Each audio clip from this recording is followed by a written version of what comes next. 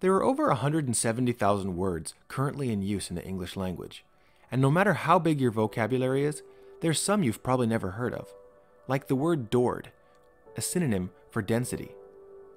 If you've never heard of this, that's for good reason. It doesn't actually exist. By that, I don't mean that it's old-fashioned or that it's fallen out of use. I mean it never existed, even though it appeared in dictionaries until the year 1947.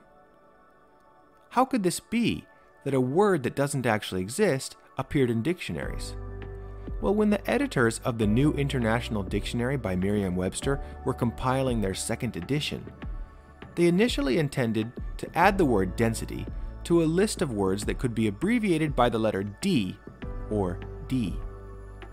One of the editors accidentally slipped this card into the new words pile as opposed to the abbreviations pile, and the word made its way into the final draft.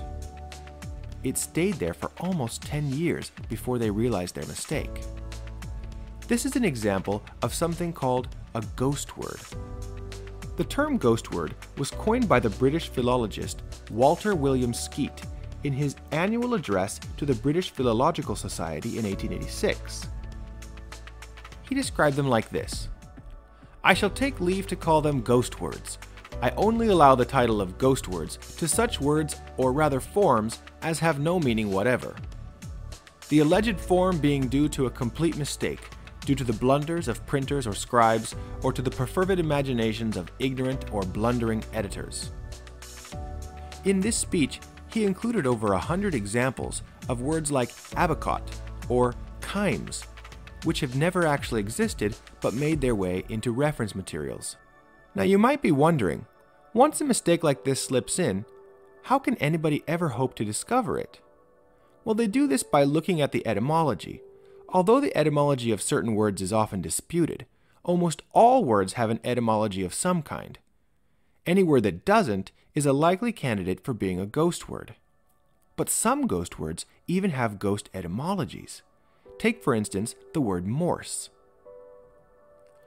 In the 1820 novel The Monastery by Sir Walter Scott, we can find the following phrase: "Dost thou so soon morse thoughts of slaughter?" It's this word Morse that puzzled scholars for a long time. Nevertheless, several brave people came up with their own thoughts of where this might have come from. One scholar suggested that it came from the old French word amorcer, meaning powder, and it was being used here to mean to prime, like you would a musket. Another scholar suggested that it came from the Latin word mordere, meaning to bite. In this case, they meant that the person was chewing on the idea of slaughter. It wasn't until they consulted the original manuscript that they saw that it was clearly written nurse. English is not the only language with ghost words either. Take for example Japanese, where you find the concept of yurei moji.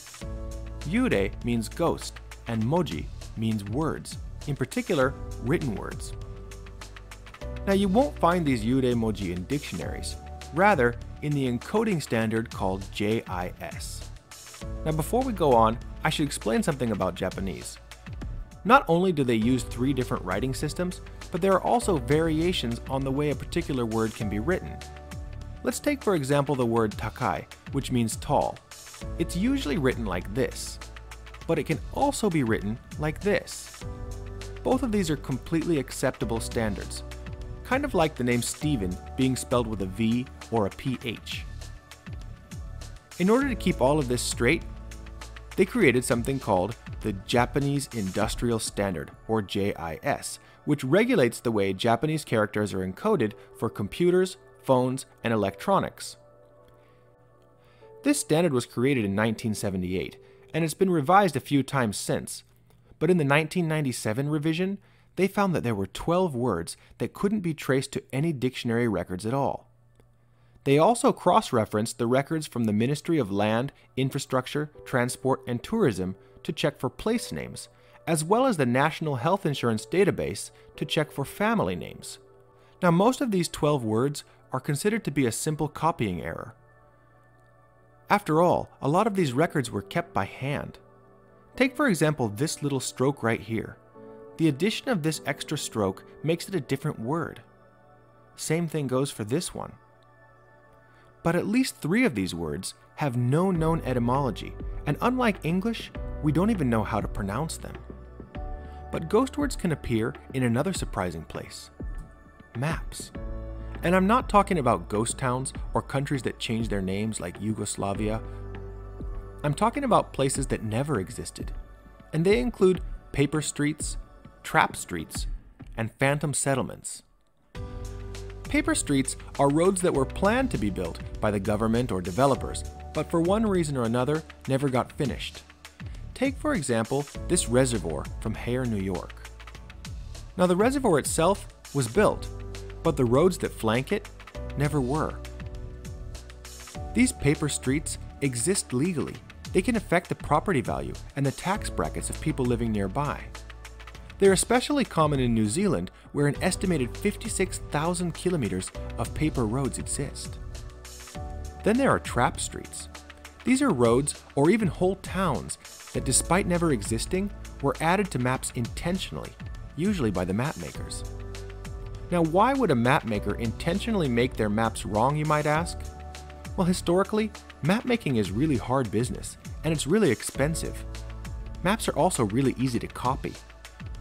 In order to catch would-be copycats, cartographers used to include these trap streets to prove that their map was real and the other one was a forgery. They could be anything from a mislabeled street to a completely fabricated town. And they continue to this day. Take, for example, the town of Argleton in West Lancaster, England. This town only appears on Google Earth and Google Maps, or at least they used to. Some people think that the word Argle is suspiciously similar to Google. Other people assert that it's actually an anagram of the phrase "not real, G," G being short for Google. Other people think it's an anagram of the phrase "not large." But most likely, it was just a mistake.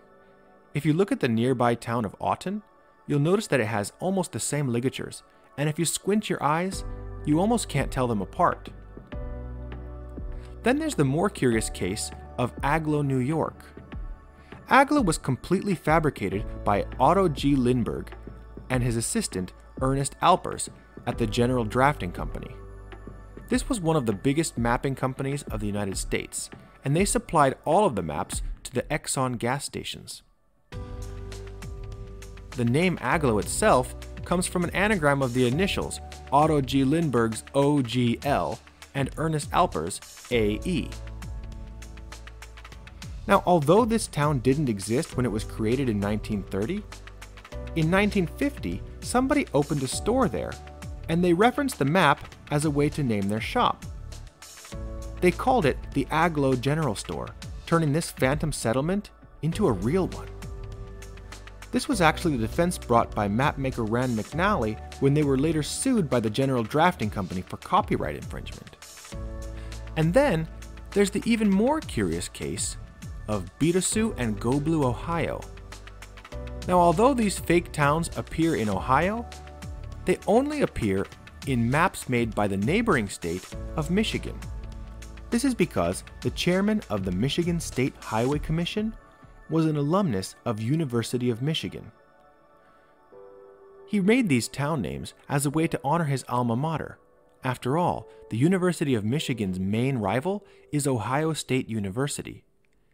That's why he named these towns Beat OSU and Go Blue. There were only a few thousand of these maps printed, and now they're a major collector's item.